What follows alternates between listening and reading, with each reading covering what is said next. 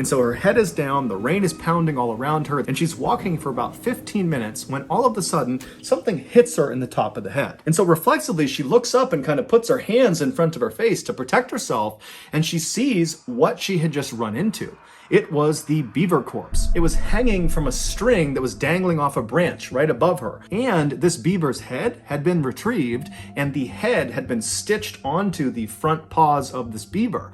And so she's looking at this beaver that's dangling from this rope. It's carrying its own head, and she's walked square into it. And her first reaction was basically to gag. She was going to vomit. She was so disgusted. And then she began frantically rubbing at her hair where this thing had made contact with her, because there could be juices from the decomposition that got on her. And then after frantically kind of patting at her head for a second, she stops, and something really terrifying dawns on her. Whoever strung this beaver up to this tree and then stitched its head onto its paws, they had done that in the last 30 minutes, because 30 minutes earlier, when she was on her way in, she remembered passing the beaver carcass on the ground. She saw it. It had not moved from where it was the week before when she first saw it, and now this beaver is strung up in the tree. And so as the wheels are turning in Bella's head, she realizes that if someone has just done this, then they are probably nearby.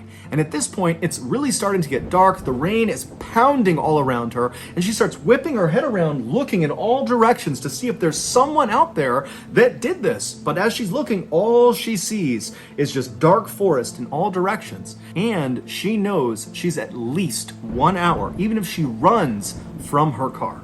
And so suddenly, she is totally panicked, and in an effort to calm herself down, she says to herself, okay, I need to get out of here, but I have to walk. If I start running right now, this is going to turn into a complete nightmare. I just have to try to walk. And so she walks around this dangling beaver corpse and starts walking along the stream. And as soon as she's past that corpse, she feels the hairs on the back of her neck stand up. She can hear movement behind her. She doesn't know what it is. It could be a deer, it could be some animal, but she's too afraid to turn around. And even though she was trying to tell herself to calm down, just keep walking, you're safe, you're freaking yourself out, everything is okay, as she's walking, she could feel herself starting to speed up until finally she was just running down this stream, sprinting actually away from this beaver and whatever it was that was moving around in that area.